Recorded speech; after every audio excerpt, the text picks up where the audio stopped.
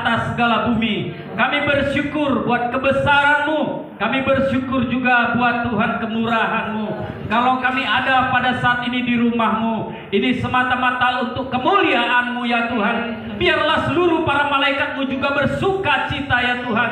Dan seluruh umat-Mu di muka bumi ini bersuka cita merayakan yaitu ibadah kami pada saat ini Tuhan. Terima kasih Bapa, terima kasih. Biarlah Tuhan setiap lutut akan bertelut, setiap lidah akan mengaku Yesus Engkau Tuhan. Itu menjadi kenyataan ya Tuhan. Terima kasih Bapa. Sebentar kami akan mendengarkan sebagian dari isi hati-Mu. Untuk itu Tuhan bukai hati pikiran kami. Biarlah Tuhan Yesus kami menyediakan pinggan-pinggan rohani kami yang terbaik. Sehingga Tuhan benih firman-Mu itu Tuhan Yesus seperti ditabur di atas tanah yang gembur, tanah yang subur. Sehingga Tuhan benih firman-Mu tumbuh dan berbuah-buah ya Tuhan.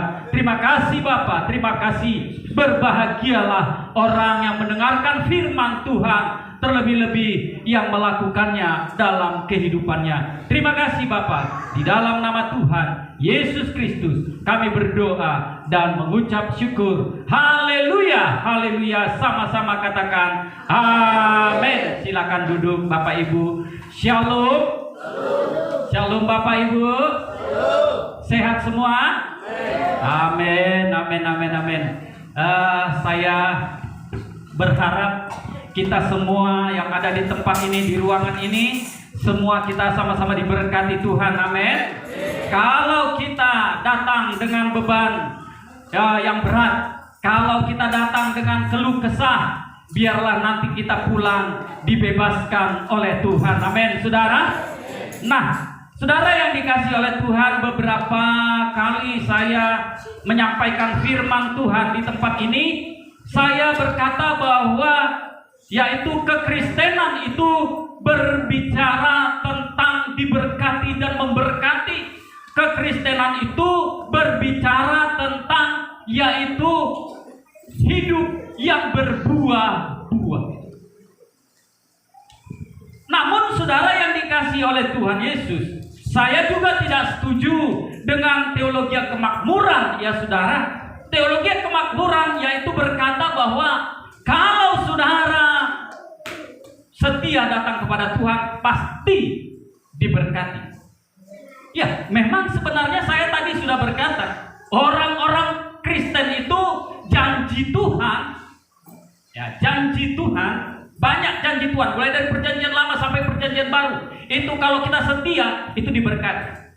Namun saudara yang dikasihi oleh Tuhan, Yesus pun berpesan kepada kita bahwa kita juga harus pikul salib. Amin. Sehingga itulah terjadi keseimbangan. Kekristenan itu berbicara punishment dan blessing, hukuman dan yaitu berkat. Kita akan mengalami hukuman kalau kita juga yaitu tidak setia dan kita jauh dari Tuhan. Ya. Itu sebabnya saudara yang dikasihi oleh Tuhan, kita datang ke tempat ini untuk saudaraku dihajar, ditegur, dinasihati agar kita terus berjalan dengan arah yang benar. Amin, saudara. Arah yang benar itu adalah salib. Firman Tuhan berkata bahwa karena kasih Allah akan dunia ini, sehingga Ia mengaruniakan anaknya yang tunggal, supaya barang siapa yang percaya kepadanya tidak binasa, melainkan beroleh hidup yang kekal. Dan Yesus sendiri berkata di dalam Injil Yohanes 10 ayat 10 bahwa Dia datang untuk memberi hidup dan memberinya di dalam segala kelimpahan. Amin, saudara. Nah, untuk itu saudara yang dikasihi oleh Tuhan, hari ini saya ingin berbicara tentang juga bagaimana kekristenan yang diberkati. Ya, kekristenan yang diberkati. Coba kita terlebih dahulu membaca dari kitab Kejadian pasalnya yang ke-26 ayatnya 1 sampai ayatnya yang ke-4. Menjadi ayat landasan bagi kita pada saat ini. Kejadian 1 ayatnya yang pasalnya yang ke-26 Ya, Kejadian 26 ayatnya yang pertama sampai ayat yang keempat. Kalau saudara sudah, kita sama-sama ya, saya mengundang kita semua sama-sama bangkit berdiri untuk menghormati pembacaan firman Tuhan. Dan kita akan baca ini bersama-sama dengan suara yang keras. Firman Tuhan berkata, iman timbul dari pendengaran, pendengaran akan firman Tuhan. Untuk itu kita akan baca dengan suara yang keras. 1, 2, 3. Maka timbullah kelaparan di negeri itu. Ini bukan kelaparan yang pertama yang telah terjadi dalam zaman Abraham. Sebab itu Ishak pergi ke Gerar kepada Abimelek, raja orang Filistin. 2. Lalu Tuhan menampakkan diri kepadanya serta berfirman, janganlah pergi ke Mesir, diamlah di negeri yang akan kukatakan kepadamu. 3. Tinggallah di negeri ini sebagai orang asing, maka aku akan menyertai engkau dan memberkati engkau, sebab kepadamulah dan kepada keturunanmu akan kuberikan seluruh negeri ini, dan aku akan menepati sumpah yang telah kuikrarkan kepada Abraham ayahmu. 4. Aku akan membuat banyak keturunanmu seperti bintang di langit. Aku akan memberikan kepada keturunanmu seluruh negeri ini, dan oleh keturunanmu semua bangsa di bumi akan mendapat berkat. Terima kasih, Tuhan Yesus memberkati. Silakan duduk, saudara. Saudara yang dikasih oleh Tuhan, kalau kita melihat ya, hari-hari ini banyak masalah, banyak problema. Ya, karena apa sebenarnya?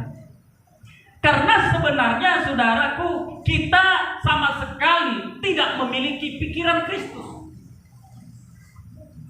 Firman Tuhan berkata bahwa segala sesuatu itu timbul dari pikiran. Dari pikiran kemudian timbul di dalam hati. Apa yang sedang kita pikirkan itu akan kita lakukan. Nah, sekarang banyak, saudara, kita kebanyakan ya, untuk diberkati itu tidak lagi mengandalkan Tuhan, tapi mengandalkan pikiran. Ya. Mumpung aku lagi sehat, mumpung aku lagi kuat, aku tidak perlu Tuhan. Aku tidak perlu Tuhan. Ya. Dengan kekuatanku sendiri, dengan kegagahanku sendiri, aku akan bisa mencapai apa yang kuinginkan.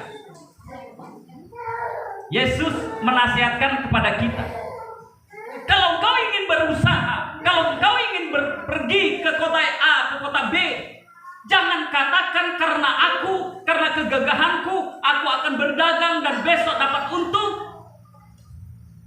Tapi katakanlah, kata Yesus, ya, jika Tuhan menghendaki, maka aku akan bisa memperoleh apa yang kuinginkan. Itu sebabnya, saudara yang dikasihi oleh Tuhan, Tuhan menginginkan supaya kita tetap tinggal di dalam Dia dan Dia di dalam kita, supaya kita hidup diberkati. Saudara, hidup yang diberkati itu adalah hidup yang terarah kepada sumbu, kepada poros. Saudara pernah nggak kalau kita mengikuti arus, ya biasanya di situ tidak ada jembatan, ya. Apa ya, kalau di daerah di kampung kami sana itu apa namanya? Kalau di Jambi namanya apa? Ketek ya? Apa itu? Yang ada tali, kemudian kita naik di perahu begitu kecil, tapi dia itu ditarik melalui kawat ya, kawat seling. Ya, itu panjang begitu, saudara ya. Nah, kalau perahu ini dibiarkan kabel itu tidak dipegang, maka datanglah air yang kencang, itu akan membawa perahu ini pergi kemana-mana. Itu sebabnya, saudaraku, yang menangani perahu kecil ini, perahu penyeberangan itu, dia selalu berpegang kepada tali atau kabel. Kabel pegangan itu adalah menggambarkan Kristus. Kalau kita lepaskan Kristus, maka arah hidup kita itu lari ke sana dan ke sini, dan kita akan hanyut ditelan oleh bumi ini. Itu sebabnya saudara, Yesus berkata, "Akulah pohon, kamu itu cuma ranting." Ranting kalau berpisah dengan pohon, dia tidak dapat berbuah. Kita itu cuma ranting. Ya, ranting itu saudaraku harus tinggal di pohon. Ya, pohon kita adalah Kristus. Makanya Yesus berkata, "Di luar aku, kamu tidak dapat berbuat apa-apa." Amin, saudara. Nah, untuk itu saudara yang dikasihi oleh Tuhan, kalau kita mengandalkan firman Allah, maka segala sesuatu itu pasti terjadi. Kenapa, saudara? Karena firman Allah. Ingat saudara, Yohanes 1 ayat 1. Pada mulanya adalah firman. Firman itu bersama-sama dengan Allah, dan firman itu juga adalah Allah. Firman itu sudah menjelma menjadi daging dan tinggal di antara kita. Namanya adalah Immanuel. Artinya apa? Tuhan beserta. Jadi firman Tuhan itu Tuhan sendiri yang bisa menjelma. Itulah yang sebabnya dikatakan oleh hamba-hamba Tuhan, biar firman itu menjadi rema. Apa artinya menjadi rema? Menjadi daging dalam hidup kita. Saudara, kalau kita mengandalkan Tuhan, ingat saudara, sepatah kata saja firman itu bisa merubah situasi. Ingat tentang seorang hamba, ya, hambanya orang perwira di Kapernaum. Ya, dia berkata, ya, Tuhan, ya, perwira ini datang kepada Tuhan, dia bilang apa? Tuhan, hambaku sedang sakit keras. Kiranya Engkau mau untuk menyembuhkan. Lalu Yesus berkata, "Aku mau. Ayolah kita pergi." Lalu perwira itu bilang apa? Gak usah Tuhan datang ke tempatku. Itu menyusahkan Tuhan. Katakanlah dengan satu ucapan saja, hambaku itu pasti sembuh. Saudara, Yesus berkata apa? Luar biasa ini iman orang ini. Aku belum pernah dengar orang Israel imannya sebesar orang ini. Saudara lihat firman Tuhan. Maka Yesus berkata, "Jadilah apa yang engkau inginkan." Waktu perwira itu pulang, saudara, ditemukanlah bahwa hambanya sudah sembuh. Amin, saudara. Lalu saudara, tatkala dia pulang, dia tanya sama orang yang di rumahnya, "Jam berapa tadi hamba ini sembuh?" Dia bilang kira-kira jam sekian. Tepat seperti apa yang Tuhan Yesus katakan. Nah, saudara yang dikasih oleh Tuhan, itu sebabnya saya ingin berkata, jangan kita mengandalkan tenaga kita, jangan kita mengandalkan pikiran kita, harta kita, pangkat kita. Teruslah bersandar kepada Tuhan, karena saudaraku, siapapun yang mengandalkan Tuhan tidak pernah dipermalukan oleh Tuhan. Amin, saudara. Dan tidak akan pernah gagal. Ya. Nah, saudara, kalau kita mengandalkan Tuhan, maka apa yang terjadi?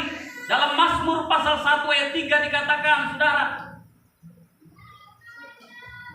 apa yang dikatakan oleh Mazmur 1 ayat 3? Coba kita baca. Inilah kalau orang-orang yang mengandalkan Tuhan. Yuk kita baca sama-sama. 1, 2, 3. Ia seperti pohon yang ditanam di tepi aliran air, yang menghasilkan buahnya pada musimnya, dan yang tidak layu daunnya. Apa saja yang diperbuatnya berhasil. Sudah ada yang seperti ini? Sudah ada? Apa saja yang diperbuatnya berhasil? Kalau belum, saudara, mari kita seperti pohon yang ditanam di tepi aliran air. Apa itu aliran air? Aliran air adalah firman Tuhan. Ya, Tuhan Yesus adalah aliran air hidup kita. Makanya Yesus berkata, "Akulah air yang hidup. Barang siapa minum aku, dia tidak akan haus lagi." Saudara, ini kita akan diberkati kalau kita mengandalkan Tuhan. Ya. Kita harus, saudaraku, seperti Ishak.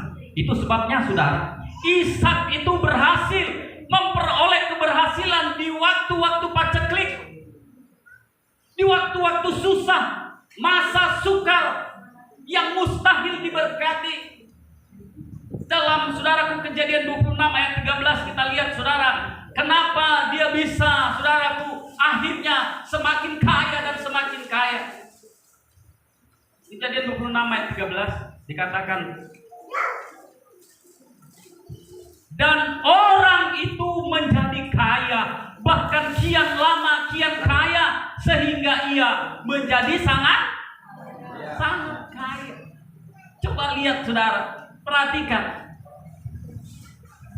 Pada waktu itu di zaman Abraham sedang terjadi paceklik, sedang terjadi haleon, sedang terjadi masa sukar. Tetapi firman Tuhan berkata, tinggallah di Gerar ini. Jangan kau pergi ke Mesir. Apa arti Mesir? Dunia, duniawi. Jangan kau duniawi. Kalau kau duniawi, maka saudaraku, engkau tidak akan mendapat jatah atau upah dari berkat-berkat Tuhan. Ini, ya, ini. Tinggal di Gerar seperti orang asing. Artinya apa? Di dalam dunia ini, kita juga harus seperti orang asing. Tampil beda. Karena firman Tuhan berkata, janganlah kau serupa dengan dunia ini. Harus tampil beda, menjadi orang asing. Ya, di Gerar. Lihat, saudara, kalau engkau, firman Tuhan berkata, kalau engkau tetap tinggal di sini, tidak pergi ke Mesir, Tuhan berkata engkau akan diberkati, dan anak cucumu pun akan diberkati. Bahkan melalui engkau, orang-orang akan diberkati. Luar biasa, saudara, janji Tuhan. Untuk itu, saudara, mari kita lihat 3 poin yang membuat, saudaraku, Ishak ini diberkati oleh Tuhan. Nah, yang pertama, saudara, ya, yang pertama, Ishak itu menaruh hidupnya di bawah otoritas firman Tuhan. Ishak itu menaruh hidupnya di bawah otoritas firman Tuhan. Ya, klaim. Hidupku menggenapi firman-Mu, tanda mujizat sertai setiap langkahku. Amin, saudara. Ishak itu berlandaskan firman. Dia klaim janji Tuhan, bahwa tatkala aku menepati janji Tuhan, firman Tuhan, aku akan diberkati oleh Tuhan. Itu sebabnya, saudaraku, kalau kita tunduk dan taat setia kepada Tuhan, maka keberhasilan itu menjadi milik kita. Ini janji Tuhan. Ya. Untuk itu, saudara, mari kita taat sama firman Tuhan. Jangan kita kedagingan, jangan kita keduniawian. Lihat apa yang dikatakan oleh firman Tuhan tentang Injil Allah. Roma 1 ayat 16 berkata begini, saudara. Roma 1 ayat 16, apa dikatakan oleh firman Tuhan? Yuk kita baca sama-sama. 1, 2, 3. Sebab aku mempunyai keyakinan yang kokoh dalam Injil. Karena Injil adalah kekuatan Allah yang menyelamatkan setiap orang yang percaya. Pertama-tama orang Yahudi, tetapi juga orang Yahudi. Lihat, saudara. Injil itu apa, saudara? Injil itu adalah kekuatan Allah. Injil itu kekuatan Allah. Contohnya, kalau Simpson punya kekuatannya itu ada di rambut. Ya, di rambut. Tatkala rambutnya dipotong, Simpson jadi lemah, tak bergaya. Lihat, saudara, ini kita perhatikan bersama. Perhatikan dengan saya. Ya, lihat. Kekuatan Ya, Injil itu kekuatan Allah. Kalau itu adalah kekuatannya, tanpa Injil maka kita binasa. Tanpa Injil kita tidak bisa berbuat apa-apa. Untuk itu mari saudara, ayo kita kerjakan, kita lakukan kekuatan Injil itu yang bisa merubah kita, yang bisa menguatkan kita, yang bisa memberikan kita, yaitu power di dalam Kristus. Ini ya, Injil itu kekuatan. Jadi jangan malu saudara memberitakan Injil. Tanpa Injil, saudara, kita tidak akan bisa. Nah, Ishak itu sangat dengar-dengaran. Pada waktu terjadi kelaparan, saudara, ya, Tuhan menyuruh Ishak tinggal di Gerar. Kalau kita lihat kondisi Gerar pada saat itu, di tanah yang tandus, di tanah yang kering, tidak akan mungkin dia diberkati. Tapi kita lihat saudara, ya, karena dia tunduk dalam otoritas Allah, ya, maka dia menjadi diberkati. Lihat awalnya saudaraku, dia ditolak, diusir oleh Raja Abimelek. Ada persoalan, ada salib. Tapi karena dia tinggal dalam otoritas Allah, sehingga saudaraku, dia semakin kaya dan semakin kaya.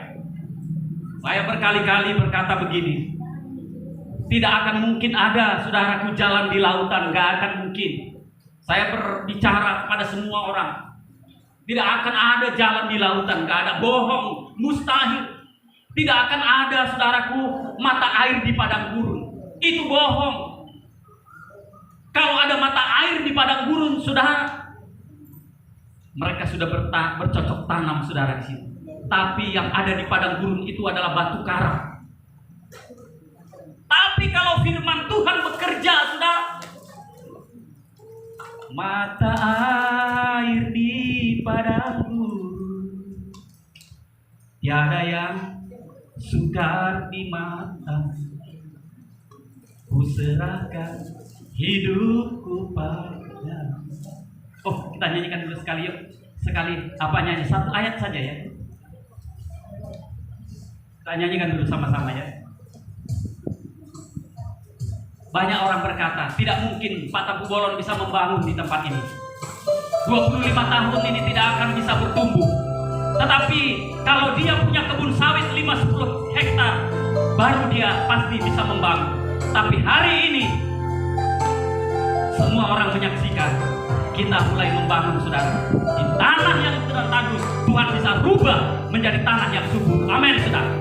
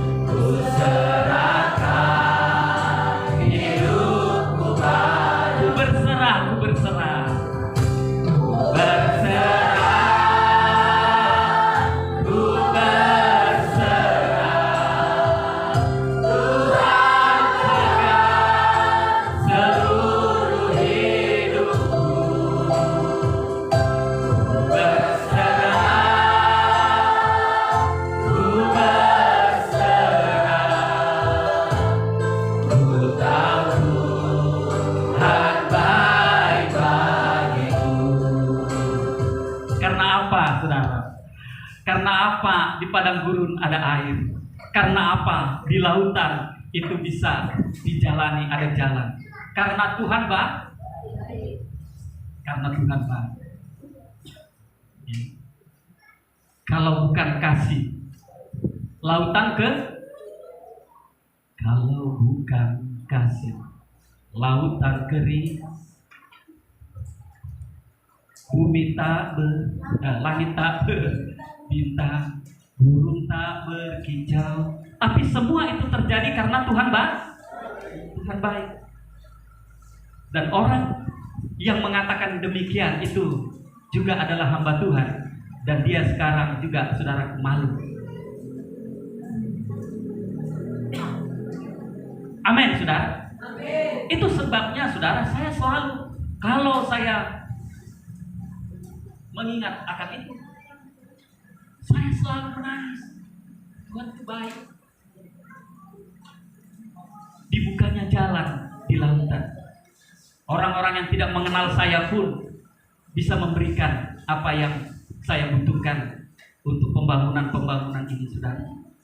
Nah, untuk itu, saudara yang dikasih oleh Tuhan, apapun keadaanmu yang kau alami saat ini, mungkin kau patah hati, mungkin kau putus asa, mungkin pengalamanmu begitu berat, mungkin kau ditinggalkan, dikecewakan. Saudara ingat, Yesus mati untuk engkau juga. Amin, saudara. Yesus itu mati untuk engkau. Dia akan memberikan jalan yang terbaik bagimu. Serahkan hidupmu sama Tuhan.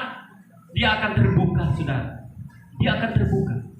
Walaupun kau seperti anak yang hilang, menghambur-hamburkan uang ayahnya, menghambur-hamburkan harta orang tuanya, bahkan pergi ke pelacuran, pergi berjudi, pergi mabuk-mabuk dan lain sebagainya.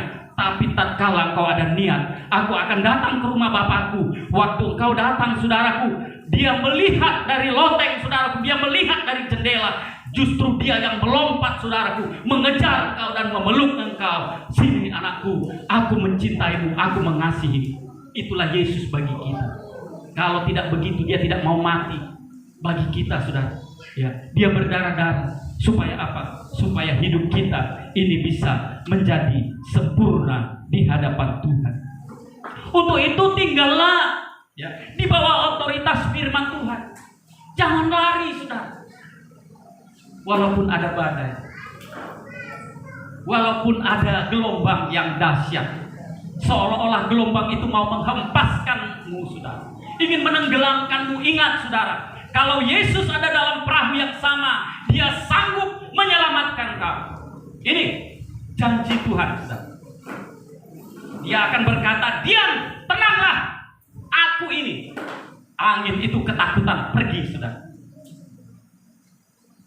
Masalahnya, apakah kita, apakah engkau, apakah saudara semua saat ini masih dalam perahu Yesus?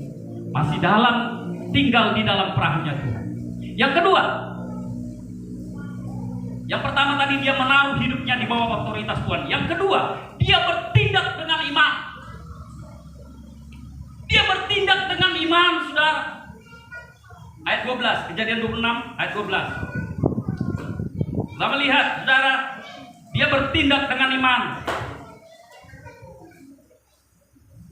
Yuk kita baca sama-sama. 1, 2, 3. Maka menaburlah Ishak di tanah itu, dan di dalam tahun itu juga ia mendapat hasil 100 kali lipat, sebab ia diberkati. Adong do aka inata do amata menabur di musim kemarau. Ada yang menuai padi di musim kemarau panjang? Ada. Adakah di tempat ini yang menabur di musim kemarau panjang? Tapi lihat, saudara, Ishak, maka menaburlah dia di tengah-tengah kemarau panjang yang membuat pada saat itu tanah tandus, yang membuat tanah Israel kering, yang membuat tanah Israel menjadi kelaparan.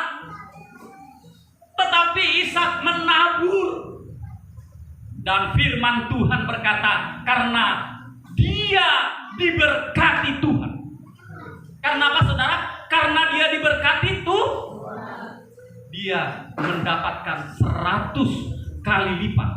100 kali lipat. Karena apa dia mendapat 100 kali lipat, saudara? Karena dia diberkati Tuhan. Kalau saudara diberkati Tuhan, engkau juga akan menghasilkan 100 kali ganda.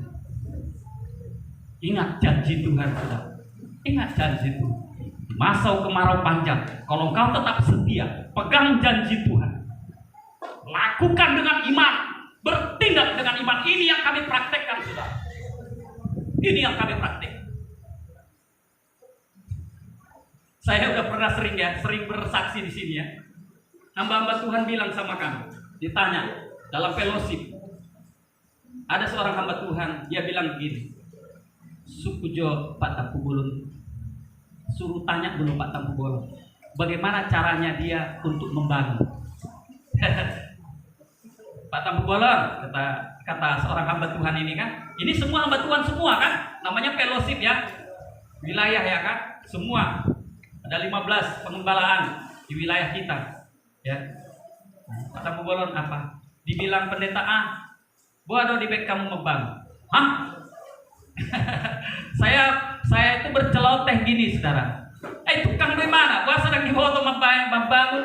Lebih pintarnya dia cara membangun. Bukan itu katanya Om. Kayak mana cara membangun nggak punya uang? Bagaimana cara membangun tapi tidak punya uang? Ya, menabur di tanah yang kering, tapi bisa diberkati dan diberkati. Amin, saudara. Kuncinya apa? Karena Tuhan memberkati. Haleluya, haleluya. Tadi doa dari Pak Pung Tiara bilang, dan kemarin ya bilang bahwa tahun depan kalau bisa ini sudah selesai. Amin. Kita aminkan semua jemaat yang di tempat ini. Jangan kita izinkan orang-orang mempermalukan kita. Dengan sekuat hati, sekuat tenaga, kita harus bersatu padu bahwa tahun depan gereja ini sudah berdiri dengan megah. Amin, saudara. Haleluya. Jadi tidak ada lagi orang akan berkata, "Danggui maju si pangabese, GPDI si pangabese." Itu akan kita patahkan di dalam nama Yesus Kristus. Kalau Tuhan memberkati kita, siapakah lawan kita? Kalau Tuhan ada di dalam kita, tidak ada yang bisa menghalangi kita. Ya, ini bertindak dengan iman, saudara. Tak percuma apa yang kita tabur untuk Tuhan, enggak. Ya, asal kita dengan iman. Karena firman Tuhan di dalam Mazmur 126, coba kita lihat ayat 5. Apa yang Tuhan katakan dengan orang-orang yang menabur, saudara, di dalam iman. Kita lihat Mazmur 126 ayat 5. Yuk sama-sama kita baca. 1, 2, 3. Orang-orang yang menabur dengan mencucurkan air mata akan menuai dengan bersorak-sorai. Amin. Orang yang mengatakan seperti itu tidak mau berkorban. Ya. Tapi saya berkata, apapun yang ada padaku, kalau bisa kujual untuk membangun rumah Tuhan. Ya. Kalau masih ada hartaku di mana-mana, kujual untuk membangun rumah Tuhan. Bagi saya hidup itu untuk Kristus, dan Kristus itu bagian. Kalau aku hidup, itu karena Tuhan menginginkan aku hidup. Dan kalaupun aku mati, itu adalah keuntungan bagiku. Karena aku akan segera bertemu dengan Dia. Ini prinsip hidupku, saudara. Untuk itu mari, saudara yang menabur dengan air mata, saudara tidak akan sia-sia. Karena saudara akan menuai dengan sorak-sorak, dengan sukacita. Kau menabur sedikit, engkau juga akan mendapat sedikit. Kau menabur banyak, engkau akan menuai banyak. Ya. Ini janji Tuhan. Bertindak dengan iman. Orang kadang-kadang kalau memberi itu, ya tidak berani bertindak dengan iman. Kadang-kadang Roh Kudus pun sudah ngomong di hatinya. Kasih dong perpuluhan. 10 juta, woi. 1 juta. Enggak. 1 juta itu udah cukup beli handphone anakku. Tapi saudara, yakinlah Tuhan bilang aku tidak bisa ditipu. Apa yang kamu tabur akan kamu tuai. Ini firman Tuhan. Kadang-kadang kita sering, saudara, melawan hati nurani. Itu sebabnya beberapa minggu lalu saya bilang begini, banyak anak-anak Tuhan bangga tatkala menyanyikan, ya, nyanyi apa itu? Persembahan kami sedikit sekali, oh sekali ya dia caluk dompet naik, dibuat mah per 1000-an, buat pada 2000-an. Baru bangga dia dengan iman. Kiranya Tuhan terimalah dengan senang hati. Dia paksa Tuhan menerimanya dengan senang hati. Gak apa-apa kata Tuhan. Aku pun bisa nyanyi kata Tuhan. Tuhan nyanyi.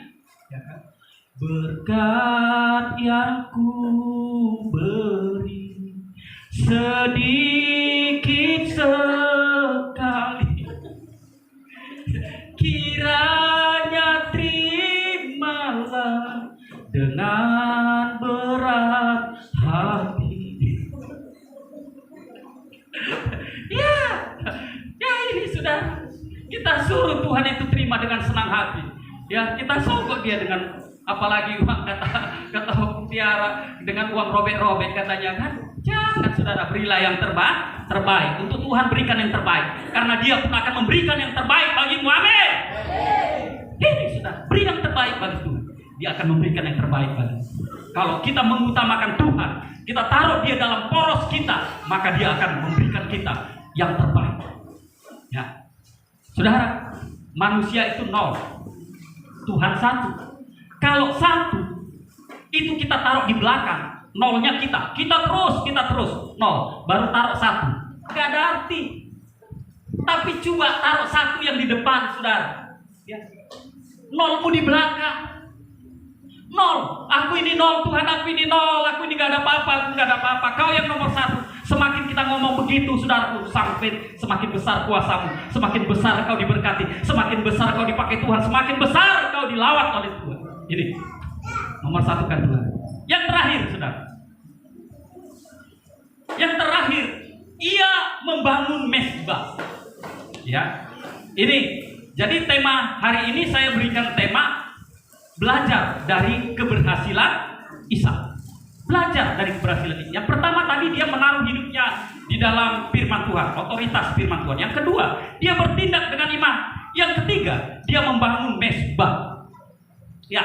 Nah, saudara, rahasia keberhasilan Ishak itu karena ia membangun mezbah. Coba buka dulu Kejadian 26 ayat 25. Apa yang dibuat oleh Ishak sehingga dia diberkati oleh Tuhan?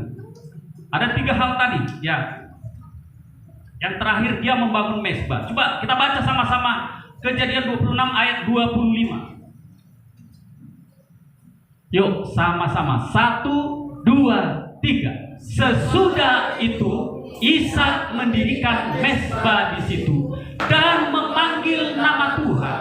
Ia memasang kemahnya di situ, lalu hamba-hambanya menggali sumur di situ. Saudara lihat, kalau dia membangun mezbah bagi Tuhan, memanggil nama Tuhan di situ, lihat saudara, hamba-hambanya menggali sumur. Sumur itu akan berbuah-buah, air itu terus tidak akan henti-hentinya, saudara. Karena apa? Dia memanggil nama Tuhan. Saudara, kalau saudara lihat, pelajari terus ini, baca terus kejadian ini, maka anaknya Ishak, siapa itu namanya Yakub. Yakub akhirnya saudara, waktu mereka terjadi peperangan, Filistin berperang mereka dengan Filistin. Pada saat itu saudara, mereka itu dijajah. Tapi lihat, akhirnya Yakub itu menang. Abraham, Ishak, Yakub menang. Dan dia kembali, hamba-hamba Yakub anaknya ya, digali lagi sumur itu saudaraku. Akhirnya sumur itu berbuah-buah dan mereka saudaraku minum dengan puas-puas, dan seluruh saudaraku anak cucu mereka itu tidak pernah kehausan dan tidak pernah kering. Karena apa? Dipanggil atas nama Tuhan. Apa yang mau kita ambil hikmahnya? Yang mau kita ambil hikmahnya, bangun mezbah. Bangun mezbah. Dia pagi sebut nama Tuhan, panggil nama Tuhan, berdoa. Itu maksud. Ya, dalam perjanjian lama dulu, ya, orang kalau untuk memanggil nama Tuhan dibuat mezbah. Mezbah kita saat ini adalah pujian penyembah. Itu mezbah. Ya, menyembah.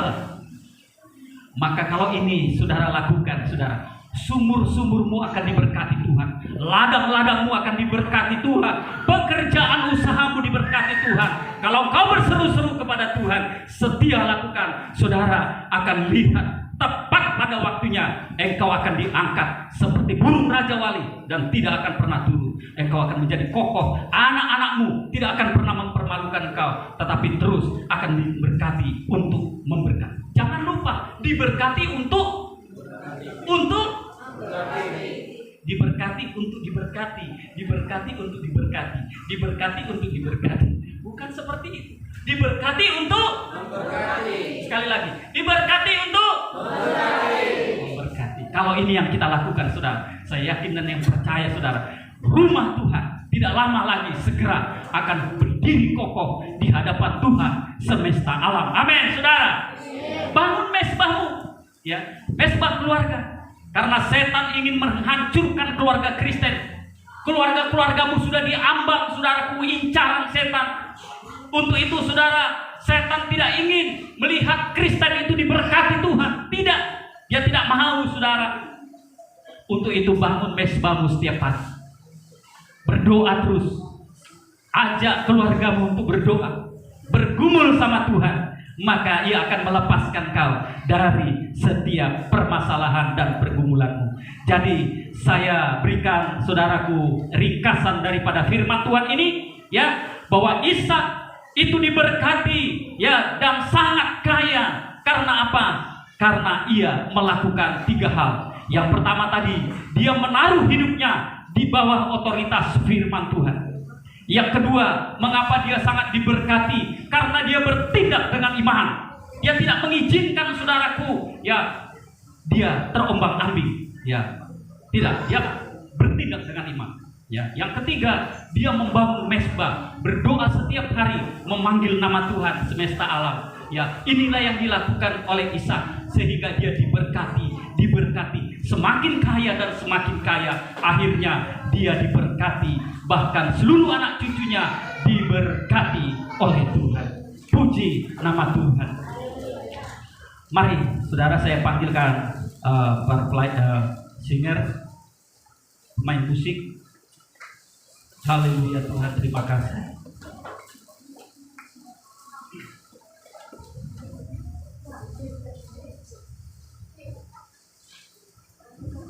Kita nyanyikan lagu tadi, saudara, kau bukakan jalan di lautan.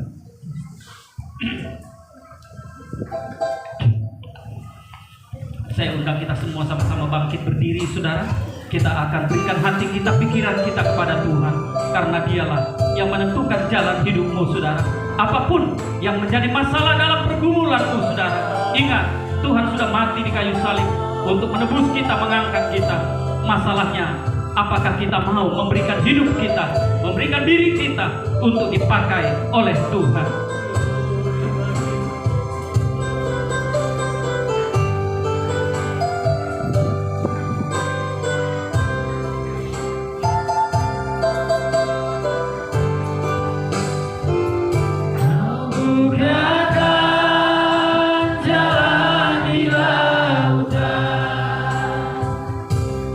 Mata air di padang gurun.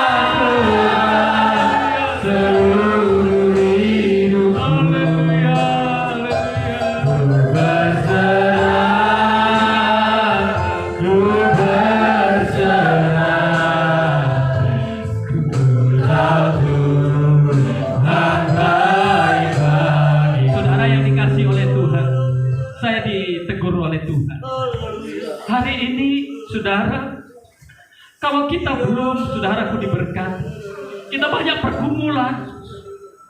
Kalau kita, saudara, tidak diberkati, ada sesuatu hal yang salah yang kita lakukan. Untuk itu hari ini, saudara, Tuhan berfirman supaya kita memberikan hidup kita pada Tuhan.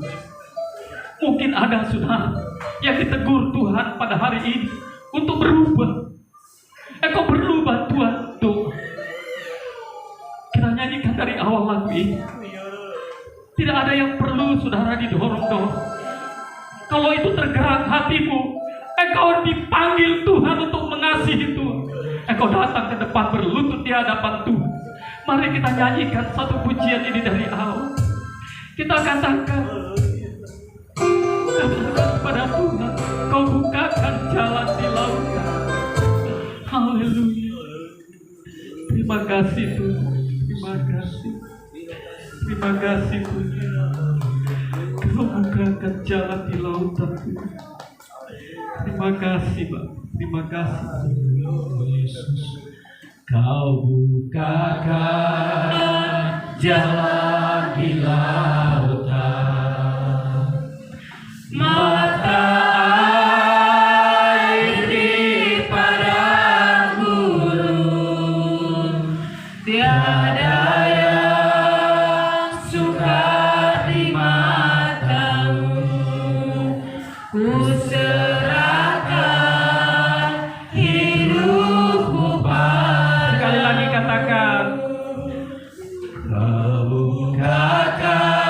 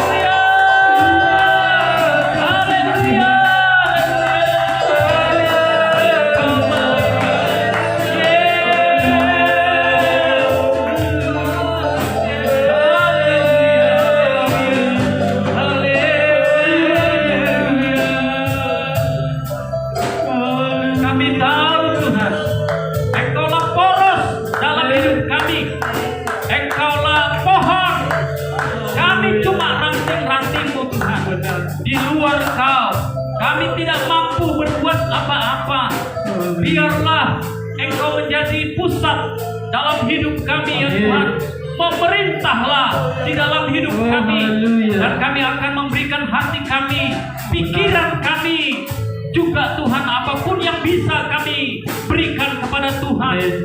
Semua itu kami lakukan untuk menyenangkan hati Tuhan. Bahkan kami yakin dan percaya firman-Mu berkata, orang yang menabur dengan tetesan air mata, dia akan menuai dengan sorak-sorak, dengan sukacita. Tatkala kami lakukan itu dengan hati yang mengasihi Tuhan. Terima kasih Tuhan. Terima kasih memberkati semua kami yang sudah mendengarkan firman-Mu. Yang Tuhan lemah, kuatkanlah Tuhan, supaya mereka bisa mengambil tindakan iman ya Tuhan, dan melakukan apa yang Tuhan ajarkan pada kami. Kalau ada yang sakit, Bapak sembuhkan, biar oleh bilur-bilur-Mu menyembuhkan ya Tuhan. Dalam nama Yesus. Yang berkekurangan, Tuhan limpahkan berkat. Oh Tuhan, Engkau yang membuat jalan di lautan, Engkau yang membuat mata air di gunung ya Tuhan. Itu pun akan Kau lakukan dalam hidup kami ya Tuhan. Terima kasih. Kalau ada yang susah, hiburkan. Yang Tuhan mengalami beban berat, Kau berikan kami keringanan Tuhan. Bahkan yang Tuhan keluarga yang tidak bahagia, Engkau memberikan kebahagiaan, Kau memberikan anggur baru dalam hidup kami, sehingga kami akan bersorak-sorak bersuka cita di dalam Tuhan. Terima kasih Bapa. Berkatilah firman-Mu di hati kami, karena kami tahu Injil-Mu adalah kekuatan dalam hidup kami. Terima kasih Bapa. Terpujilah nama Tuhan. Dalam nama Yesus kami berdoa dan mengucap syukur. Haleluya. Haleluya. Sama-sama katakan amin. Silakan duduk Bapak Ibu.